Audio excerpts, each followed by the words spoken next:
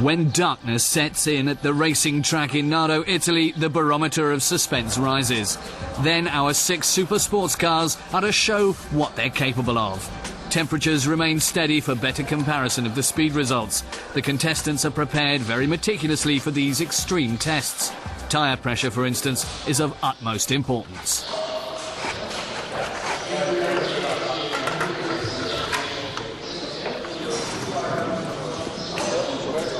At Porsche, the head of the development division, Roland Kussmaul, sees personally to the snug fit of the nuts and bolts on the Carrera GT. Otto Hoffmeier is head of testing and responsible for the high-speed test. Hoffmeier knows what is needed to be really fast.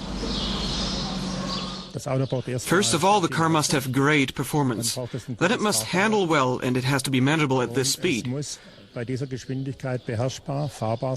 We check whether it is drivable. In the twilight hours of the evening, these super sports cars make their way to the high-speed track.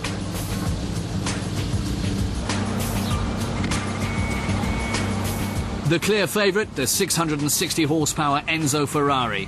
It's a car Ferrari has used to move the benchmark in speed competition once again a notch higher. We don't really look at it as a competition. Physics decides the outcome here. At some point there is no more increase in performance and a vehicle no longer can be kept under control on the road due to its aerodynamics. So there are natural limits. They are below 400, right now at least.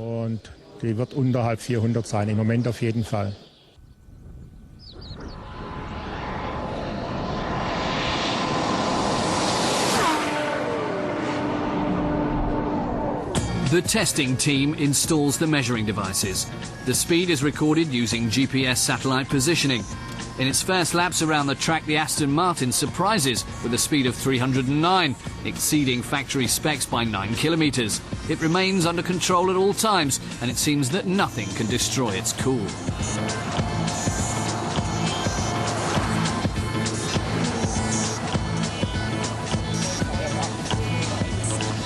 The Porsche is another of the favourites here. The first time around the track, the Carrera GT hits 328, just undercutting the factory specifications by 2 kilometres per hour. Now, the second lap for Porsche.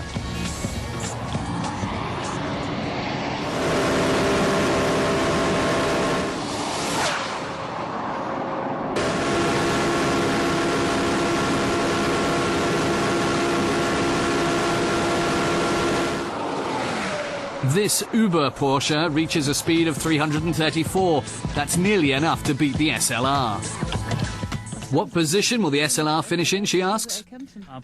Well, position, that's hard to say. Actually, there's no way of comparing the cars in this comparison. We have the Enzo and the Carrera, which are street-legal sports cars. Then we have a couple of GTs like the Bentley, the SLR and the Aston Martin. Among the GTs, I'd say we'll finish first in the category of speed and acceleration. Overall, we'll probably end up in third place. Im Gesamtfeld würde ich sagen, werden wir wahrscheinlich auf Platz 3 liegen. A short while later, the SLR burns their best time onto the asphalt.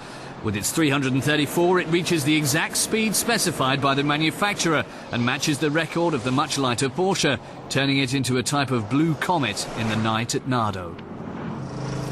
The night is unusually cold. The first dew of early morn furrows the brow with worry on Lamborghini engineer Michele Zaghiano. Normally, this car reached 3 and 30 kilometers per hour with the normal production car. This night I think there is too much difficult to reach this performance because there is too much humidity, but I think 3.27, 3.26 it's reachable for this car. A top speed of 330 this evening is much lower than what the Murcielago could normally achieve. Still, the head of testing, Otto Hoffmeier, excludes any influence from the weather. The temperature remained more or less the same. It is a bit more humid. That has no positive nor negative effect.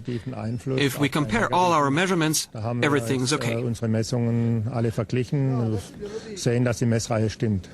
In the wee hours of the morning, the test favourite appears on the scene. The Enzo Ferrari is fitted with the instruments to measure its first lap. Before and after each trial, they check the temperature of the tyres. Following a warm-up lap, the test team from Ferrari pushes the car to the limit. The Enzo is faster than 350. At least, that's what they claim at Maranello.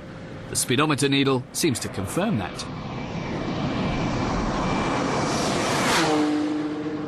Also, the GPS data show, with a speed of 355.1 kilometers per hour, the Enzo is the fastest super sports car in this comparison.